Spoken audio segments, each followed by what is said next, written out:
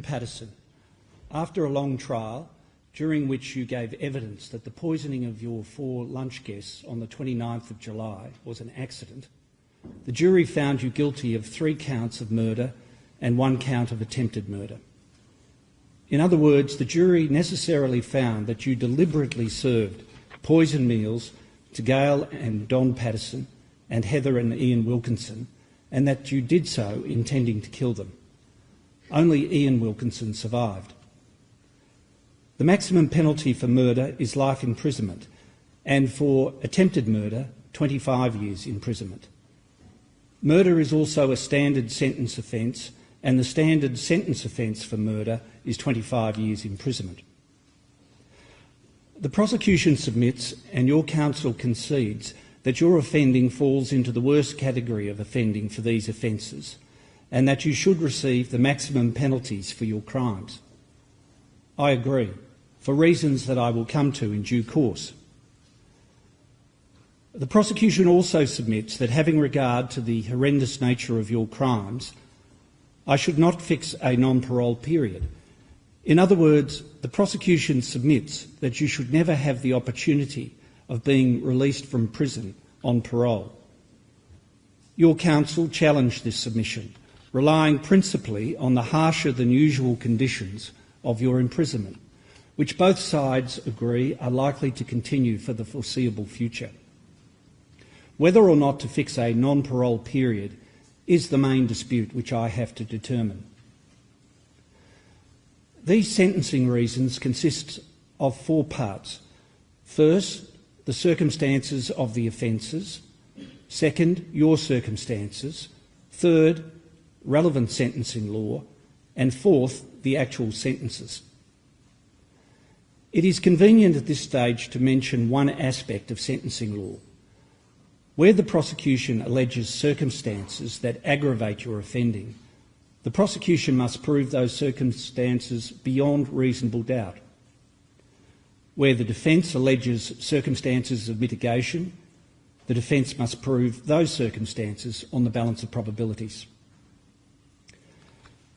Just before I turn to the circumstances of your offences, I note that at your trial the prosecution conceded that they could not prove motive. As is standard, I directed the jury that the prosecution did not have to prove motive, only the elements of the offences, and that, quote, some murders occur for no apparent reason. The motives for such murders may only ever be known to the offenders.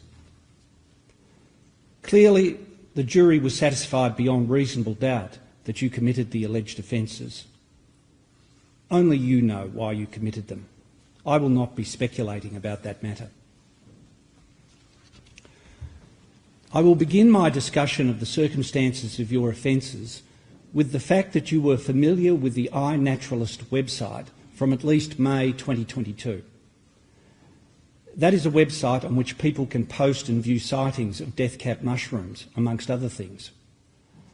On the 28th of May 2022, you accessed the iNaturalist website and navigated to its worldwide map in relation to sightings of death-capped mushrooms. Using that map, you accessed information concerning the sighting of death-capped mushrooms in Moorabbin, a suburb of Melbourne. In late 22, a dispute arose between you and your estranged husband, Simon Patterson, regarding child support payments for your 2 young children who live with you. In December 22, you referred to that dispute in your communications with a Facebook Messenger group with whom you shared an interest in true crime. You were scathing in your remarks about both Simon and his parents, Don and Gail Patterson. Amongst other things, you derided your father-in-law's suggestion that you and Simon get together and pray for your children, commenting, quote, this family, I swear to fucking God. You called them, quote, a lost cause. You wondered whether they had, quote, any capacity for self-reflection at all. You said, quote, fuck 'em, and that you suspected the best thing you could do was, quote, just to forget about all of them and live your life. You accused Simon of, quote, gaslighting you, and Don and Gail of using, quote, weasel words. You called Simon, quote, a deadbeat, and wondered why Gail was not, quote, horrified by his stance regarding child support. According to your testimony at trial, and to a lesser extent Simon's testimony, the dispute over child support had resolved by early 23. On the 18th of April 23, one Christine McKenzie, a former poison specialist, was visiting her daughter in Lock, which is a small town about a 25-minute drive northwest of Leongatha, where you lived. Miss McKenzie observed death-cap mushrooms in Lock Reserve and posted details of her observations, including photographs, on the iNaturalist's website the same day. Ms McKenzie disposed of all the death-cap mushrooms that she could find because of the danger she thought they posed, especially to young children. On the morning of the 28th of April 23, your mobile phone, which was never recovered by investigators, connected to certain cell towers consistent with a possible visit by you to the Lock Reserve. That afternoon, you purchased a food dehydrator in Leongatha. Between the 28th of April and the 4th of May 23, you photographed forage mushrooms on the trays of your dehydrator. The images were found by investigators on a Samsung tablet later seized from your home. Dr. Tom May, a world-renowned expert in fungi, gave evidence at your trial that those images were, quote, consistent with death-cap mushrooms to a high degree of confidence.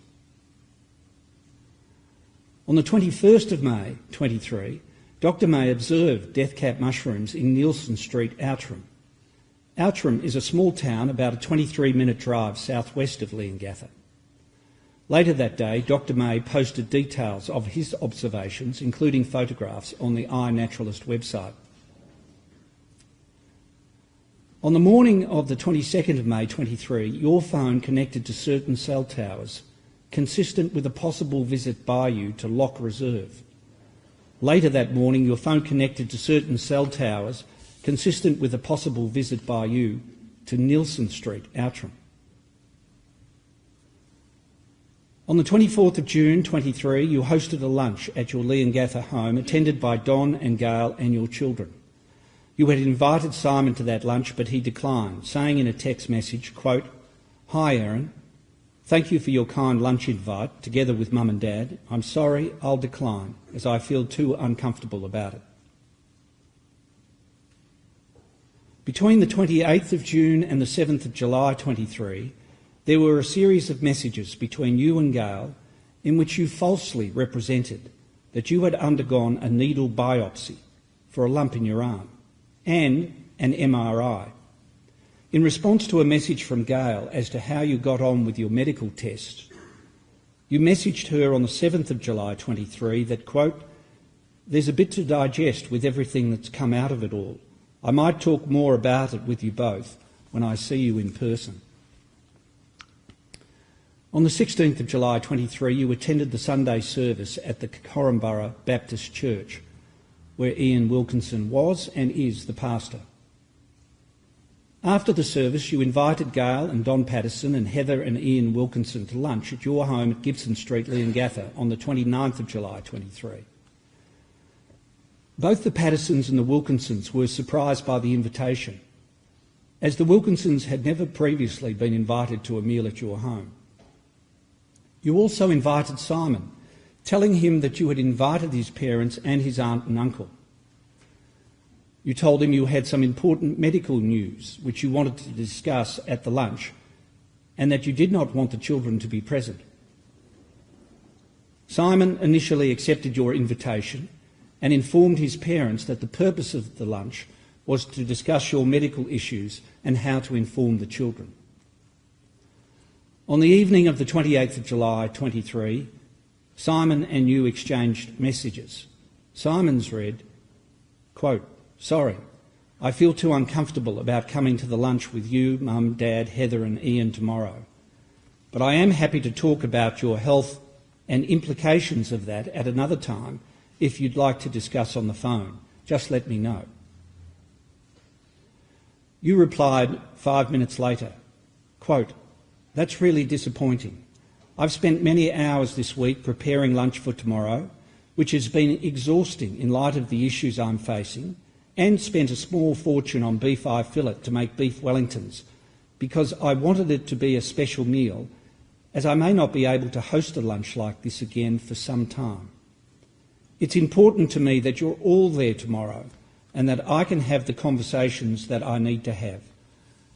I hope you'll change your mind. Your parents and Heather and Ian are coming at 12:30. I hope to see you there. On Saturday the 29th of July 23, you served your 4 lunch guests individual beef wellingtons, which were deliberately poisoned with death-cap mushrooms. You gave evidence at your trial that had Simon attended the lunch, you would also have served him a beef wellington. I accept the evidence of Ian Wilkinson that you served your guests their meals on 4 grey plates, while your individual beef wellington was on a smaller orangey tan-coloured plate, a fact that Heather also commented on to Ian and Simon the next day. I find that you did this to ensure that you did not mistakenly consume a poisoned meal. I also accept the evidence of Ian Wilkinson that at the conclusion of the meal, you falsely told your guests that you had been diagnosed with cancer and sought their advice as to whether and how you should break the news to your children that you had a life-threatening illness. Not long after this conversation started, your son and his friend, who had gone to a movie, returned home. The conversation about cancer ceased, but not before all your lunch guests, at Ian's suggestion, prayed for your health. Soon after, they left. Around midnight to 1 a.m. on Sunday the 30th of July 23, all of your lunch guests fell seriously ill, suffering repeated vomiting and diarrhoea. On Sunday morning, Gail and Don informed Simon of their conditions and called an ambulance, which took them to nearby Corumburra Hospital. Simon attended the Wilkinsons' home to find that Heather and Ian were similarly unwell. He took them first to Corumburra Hospital, but was redirected to Leongatha Hospital because of limited resources. By way of contrast, you made a round trip of approximately 2 hours on Sunday afternoon to take your son to a flying lesson at Tyab. By the Sunday evening, Don and Gail had been transferred to Dandenong Hospital. On the morning of Monday the 31st of July 23, Ian and Heather were also transferred to Dandenong Hospital. Later that day, Gail and Don were transferred to the Austin Hospital, as were Heather and Ian on Tuesday the 1st of August 23. All of them were experiencing advanced multiple organ failure. Having learned from Simon on the Sunday that your parents-in-law had been hospitalised, you attended Leongatha Hospital on the Monday, complaining of diarrhoea. You did not stay long. Shortly after a doctor indicated to you that death-cap mushroom poisoning was suspected, you left, despite warnings by another doctor and nurse that your life was in danger. You returned over an hour and a half later. When you returned, you showed reluctance to receive treatment for suspected death-cap mushroom poisoning and to organise a medical assessment for your children who were at school. Medical staff were urging you to have the children assessed because you claimed, falsely, that on the Sunday night you fed them the leftovers of the beef wellingtons with the pastry and mushrooms scraped off. Eventually, you arranged with Simon to collect the children and bring them to hospital. On the Monday morning, police recovered beef Wellington remains from a bin outside your home, which were later found to contain death-cap mushroom toxins. On the Monday afternoon, you were transferred to Monash Medical Centre in Clayton. Simon brought the children there. You and the children were kept in hospital overnight for observation. At both Leongatha Hospital and Monash Medical Centre, you were asked by various people, including doctors and representatives of the Health Department and the Child Protection Service, where you had sourced the mushrooms for the beef Wellingtons. You said you had purchased some fresh mushrooms at Woolworths and some dried mushrooms from an Asian grocery. You were vague about the location of the Asian grocery, claiming you had purchased the dried mushrooms several months before and that the shop could have been in one of a number of suburbs that fall within the boundaries of the city of Monash. You denied having foraged for mushrooms, a lie repeated in your recorded police interview on the 5th of August 23. At your trial, you maintained the story about having sourced some of the mushrooms from an Asian grocery, but testified that in May and June of 23, you had foraged for edible mushrooms in various places, including the Korumburra Botanical Gardens.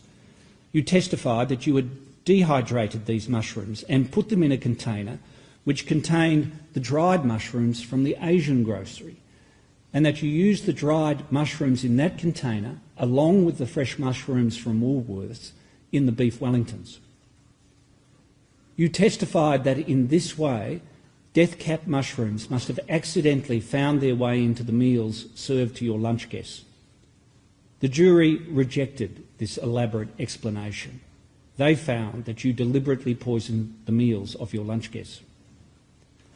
I am satisfied that your vague story about the Asian grocery was a lie. When you realised that the lie would not work because death-cap mushrooms cannot be cultivated commercially, and there were no other reports of people falling ill from mushrooms purchased at Asian groceries, you changed tack. You concocted the story you told the jury about foraged mushrooms ending up in the container with the Asian grocery mushrooms and then accidentally ending up in the beef Wellingtons.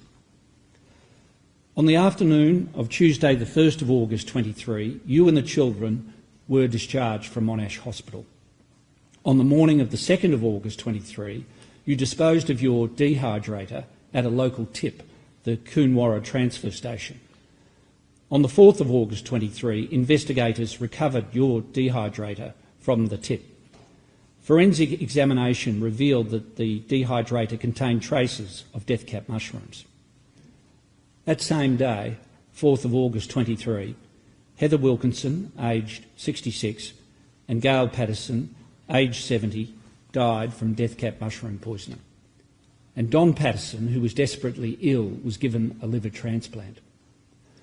On the 5th of August 23, the police executed a search warrant at your home. You handed over a dummy phone. It was not the phone that you had been using throughout most of 23, the phone which on the 28th of April 23 had connected to certain cell towers indicating a possible visit to Lock, and which on the 22nd of May 23 had connected to certain cell towers indicating possible visits to Lock and Outram. In your recorded interview following the search, you denied having foraged for mushrooms and denied owning a dehydrator. Late on the 5th of August 23, Don Patterson, aged 70, died from death-cap mushroom poisoning. Ian Wilkinson very nearly died, but gradually his condition improved. On the 21st of August 23, he was discharged from the intensive care unit to a ward at the Austin Hospital. On the 11th of September 23, he was moved to the Heidelberg Repatriation Hospital. On the 21st of September 23, he was discharged home. He has not fully recovered. He has reduced kidney function, ongoing respiratory issues and reduced energy. On the 2nd of November 23, the police executed another search warrant at your home, seizing more electrical devices. You were arrested and charged. You have been in custody ever since. Let me now summarise the aggravating circumstances of your offending. Your offending, which resulted in the death of 3 people and near death of another, involved substantial premeditation. I am satisfied that by the 16th of July 23, when you unusually invited Simon, his parents and his aunt and uncle to a lunch without the children to discuss your non-existent medical issues, you did so with the intention of killing them all. The dehydrator, which you purchased in late April 23, enabled you to preserve death-cap mushrooms, which you put into the individual beef Wellingtons served to your guests. Whether those death-cap mushrooms came from Lock on the 28th of April 23, or from Lock or Outram on the 22nd of May 23, or from another location in May or June of 23, 2023, as you suggested in your testimony, is in my view of no great moment. After learning from Simon on Sunday the 30th of July 23 that some or all of your lunch guests had been hospitalised, you showed no pity for your victims.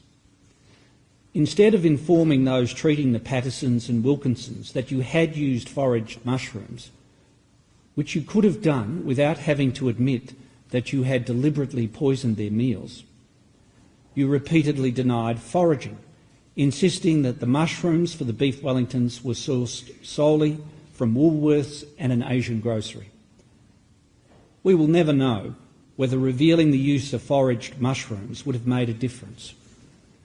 But the administration of the drug psilocybin, which is a specific antidote for death cap mushroom poisoning, was not commenced on the 30th of July 23 because at that stage the evidence regarding the type of toxin was inconclusive. Similarly, the administration of NAC to preserve the victims' livers from toxins was not commenced until almost midnight on the 30th of July 23 for Don Patterson and on the 31st of July 23 for the others. The prosecution submitted that I should infer from your pitiless behaviour that your intention to kill was ongoing and that this constitutes an additional aggravating circumstance. I accept that submission.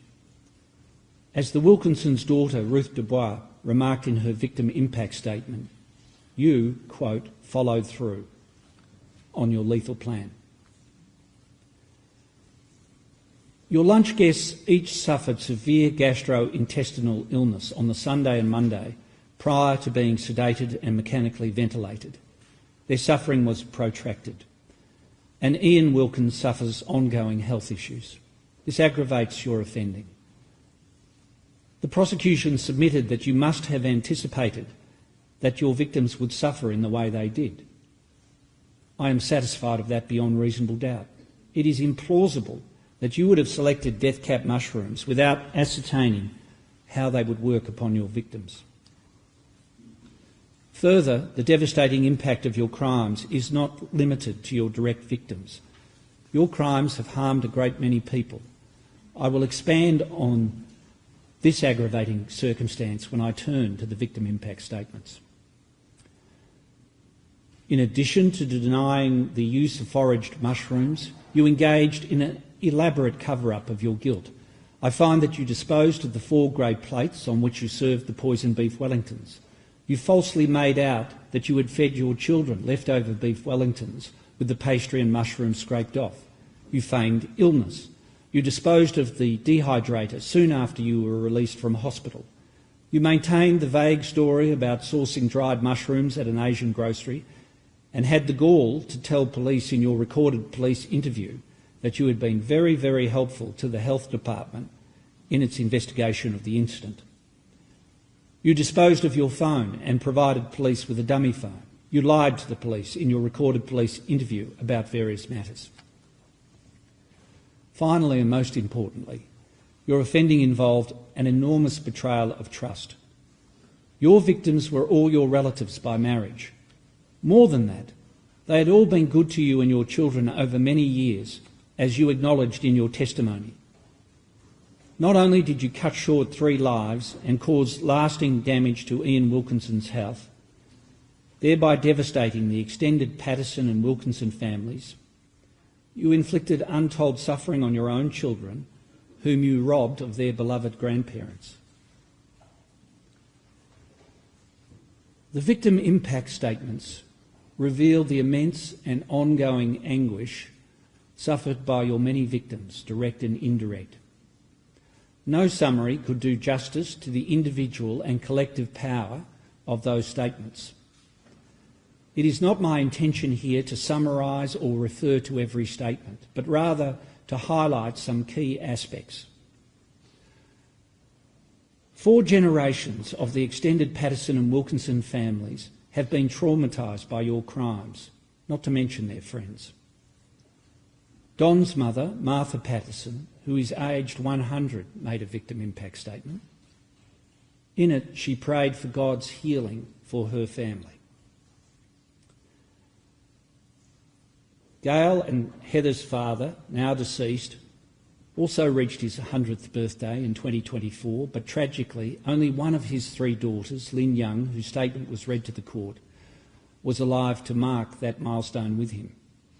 And there are many references in the statements to the trauma experienced by the Patterson and Wilkinson grandchildren. Many of your adult victims struggled not only with the loss of their loved ones and the terrible way they died, but with the distress, even guilt, at their own seeming inability to ease the suffering of those close to them.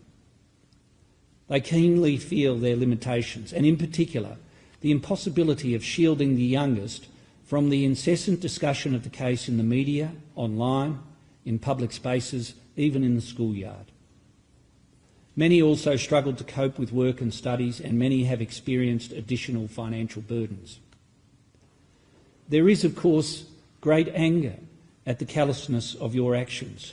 To take just one example, Ian Wilkinson's sister, Dorothy Dicker, questions, quote, how anyone could sit there and watch those four kind and caring people eat that meal. Your failure to exhibit any remorse pours salt into all the victims' wounds. The children of your direct victims speak of the distress of watching their parents suffer in hospital. For example, Don and Gail's son Matthew remarks, quote, watching my parents suffer in hospital from severe poisoning caused shock, grief and lasting trauma. Ian and Heather's son David remembers his mother being, quote, desperate for water, which she was not allowed by medical staff, and saying her, quote, insides were burning. David also mentions his father's tortured experience, quote, black lips, gaunt face, pained and serious expression. At your plea hearing, Ian Wilkinson memorably read his victim impact statement to the court. Amongst other things, he humbly expressed his great admiration and love for his wife, Heather, and his concern for others, even you. He offered you forgiveness for what you did to him. Quote, in regards to the many harms done to me, I make an offer of forgiveness to Erin. I say harms done to me advisedly. I have no power or responsibility to forgive harms done to others. However, I encourage Erin to receive my offer of forgiveness for those harms done to me with full confession and repentance. I bear her no ill will. That offer of forgiveness presents you with an opportunity. You would do well to embrace it in the manner he suggests. In commenting on the unprecedented coverage of your case, Ian Wilkinson also made this point, quote, it's one of the distressing shortcomings of our society that so much attention is showered on those who do evil and so little on those who do good. Your lunch guests undoubtedly belong to that company of people among us who do good. The victim impact statements make it clear that each one of them, over many years, gave of themselves generously and made lasting contributions to many, many lives, and in Ian's case continues to make. All of them, inspired by their Christian faith, were deeply invested not only in their families but in their wider communities, as the statements from members of the Currumbara Baptist Church attest. A word that is used again and again in the statements to describe your crimes is, quote, senseless. But what also surfaces in the statements is hope and gratitude for the care shown by others. Don and Gail's daughter, Anna Terrington, writes, quote, we have to say goodbye for now to Mum and Dad and Heather. Don's brother Colin writes, quote, as Christians they were people of hope, and sharing that hope, my loss is not one marked by despair. Ruth Dubois expresses her great appreciation for the efforts made and compassion shown by the medical teams. Simon Patterson gives thanks, quote, for the incredibly strong, gentle, patient and caring support from friends, family, schools, our own church congregation, the wider church, colleagues, work clients, neighbours, police, government officers and our professional counsellors. We have experienced love in a special way since the murders. I will conclude my account of key aspects of the victim impact statements with what Don and Gail's son Matthew had to say about your betrayal of trust. Quote, Erin was embraced as part of the Patterson family. She was welcomed and treated with genuine love and respect in a way she did not appear to experience from her own family. Her actions represent a profound and devastating betrayal of the trust and love extended to her. Having regard to the aggravating circumstances of your offending and the victim impact statements, I have no hesitation in finding that your offending falls into the worst category for the offences of murder and attempted murder. As the case law makes clear, the fact that it is possible to imagine even worse instances of such offences does not refute that categorisation. The gravity of your offending warrants the imposition of the maximum penalties for your crimes. I turn then to your circumstances. The information I was provided about your personal history was minimal. Your counsel simply relied on the personal history you provided in your trial testimony. There were no psychiatric or psychological reports provided, no references from character witnesses. No doubt that approach to your plea hearing was based on your instructions, but it means the account of your personal history that I am about to give is limited. You were born in Adelaide on the 30th of September 1974, making you 48 years old at the time of your offending and 50 now. Your maiden name was Scudder. In 1977, your family relocated to Melbourne, residing in Hampton. In 2004, you and Simon Patterson met whilst you were both employed at Monash City Council. Simon told the jury that he was working there as a civil engineer and you were the RSPCA's representative on the council. By 2005, you and Simon were romantically involved.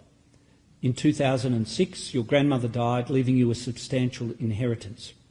Monies from her estate were distributed between 2007 and 2015. During those years, you would be generous with your money to Simon's siblings, providing large, no-interest loans to them and their spouses so that they could purchase their own homes.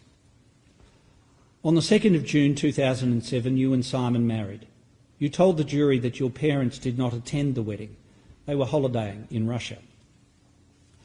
Soon after your marriage, you and Simon travelled around Australia and overseas for a few months before settling in Perth. Simon got a job working for an inner-city shire council.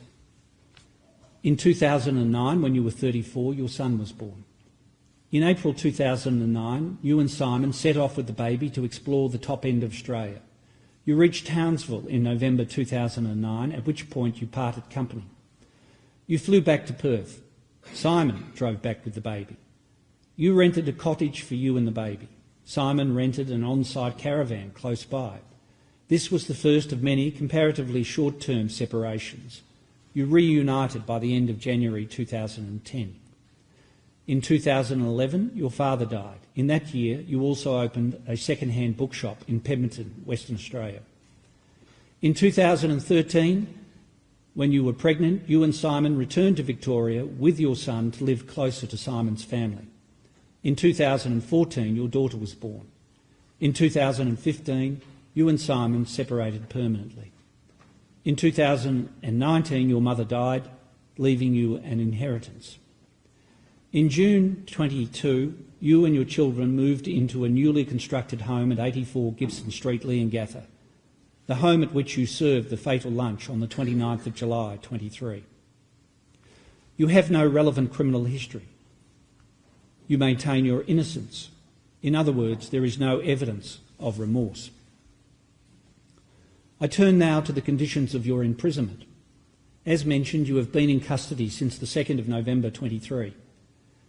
There were 2 affidavits tendered relating to your conditions of imprisonment. The first was sworn by a solicitor who acts for you and was based largely on your instructions.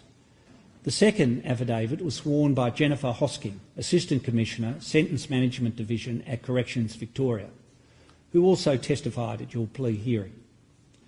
Ms Hosking's evidence included confirmation of the following matters. You have a, quote, maximum security rating and, quote, major offender status. Because of the nature of your crimes and your notoriety, you have been assessed as being at significant risk from other prisoners. You have not been assessed as posing a risk to other prisoners. You have spent approximately 16 months of your 22 months at Dame Phyllis Frost Centre in a management unit called the Gordon Unit, and the rest of the time in a protection unit called the Murray Unit. A management unit is more restrictive than a protection unit.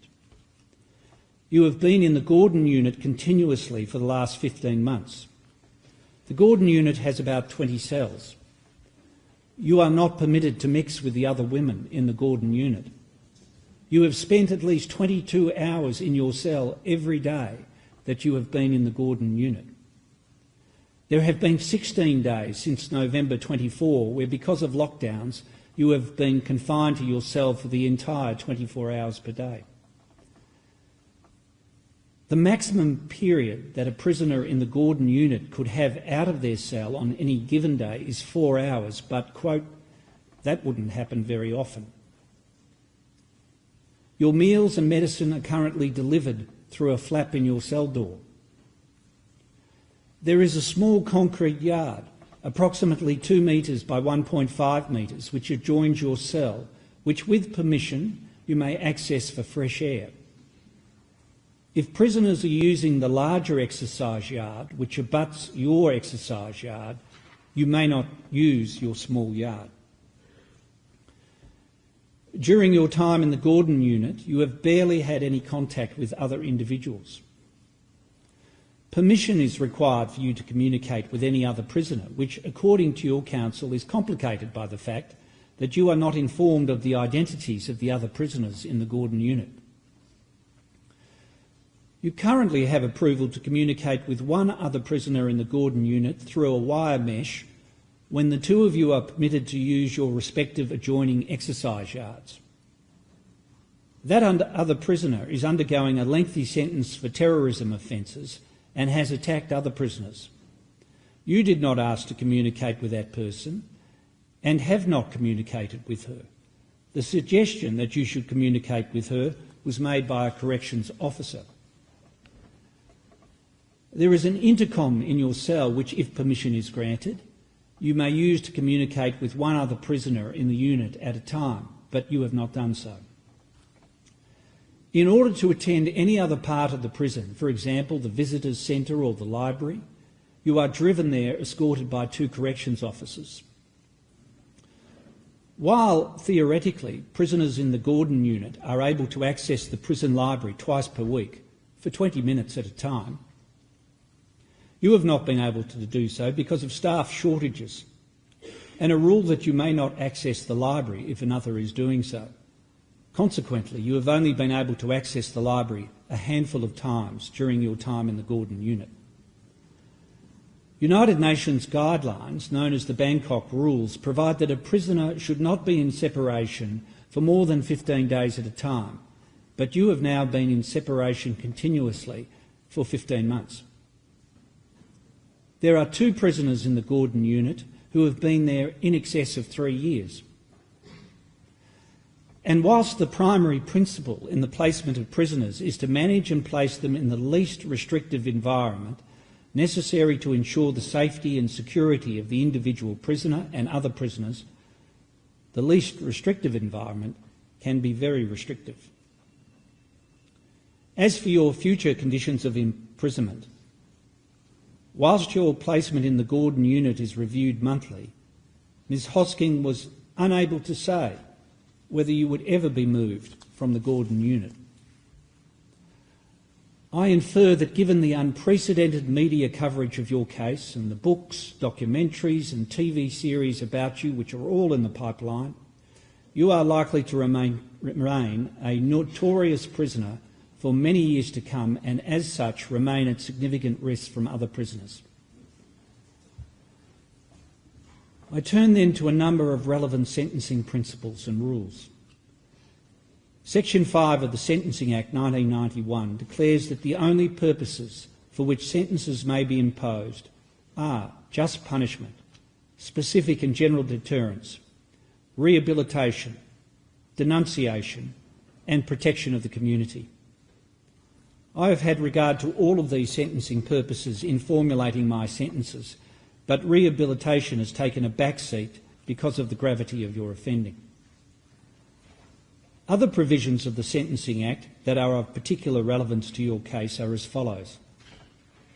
Under Sections 6A to 6F, you fall to be sentenced as a serious violent offender in respect of the 3 murders, meaning that the protection of the community is the principal purpose for which the sentences on those counts must be imposed. Under Section 6F, your status as a serious violent offender must be entered in the court records. Section 11(1) provides relevantly that if a court sentences an offender to be imprisonment for the term of her natural life, the court must, as part of the sentence, fix a period during which the offender is not eligible to be released on parole, unless it considers that the nature of the offence makes the fixing of such a period inappropriate. Section 11A(4)(a) provides that where an offender is sentenced to life imprisonment, the sentencer must fix a non-parole period of at least 30 years, unless it is not in the interests of justice to do so. Is it inappropriate to fix a non-parole period? Would fixing a non-parole period be contrary to the interests of justice? As mentioned above, this is the main dispute that I have to determine. Sentencing case law establishes that, as a general rule, harsher than normal conditions of imprisonment will warrant mitigation of penalty. There is nothing about your conduct whilst in custody which might cast doubt on the application of that general rule. As Ms Hosking indicated, you are in a management unit to protect you from other prisoners, not vice versa, nor do you have any relevant criminal history. In their written submissions, the prosecution conceded that your conditions of imprisonment are more burdensome than for a mainstream prisoner, and that they are likely to remain so for the foreseeable future. The prosecution submitted that this is a, quote, relevant consideration for sentence. In oral submissions, the prosecution conceded that this consideration was not just relevant, but, quote, important and, quote, weighty, while still pressing for life imprisonment with no possibility of parole. You have effectively been held in continuous solitary confinement for the last 15 months, and at the very least, there is a substantial chance that for your protection, you will continue to be held in solitary confinement for years to come. The Court of Appeal in Yatt against the King referred without criticism to the observation that, quote, the adverse health effects of solitary confinement are well established. I note too that Ms Hosking stated at the plea hearing that, quote, being separated has negative outcomes for people. We're very aware of that.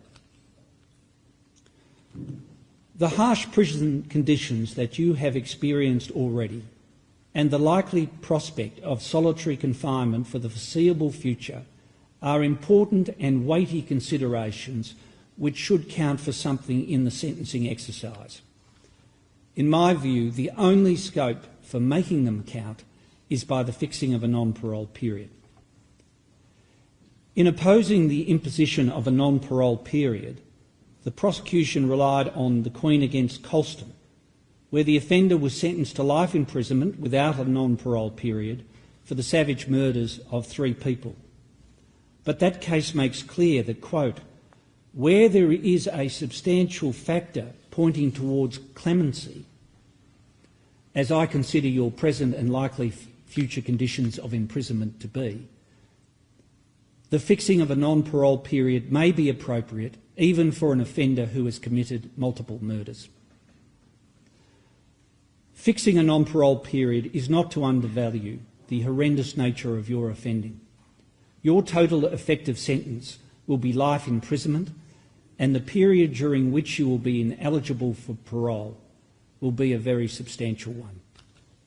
Please stand.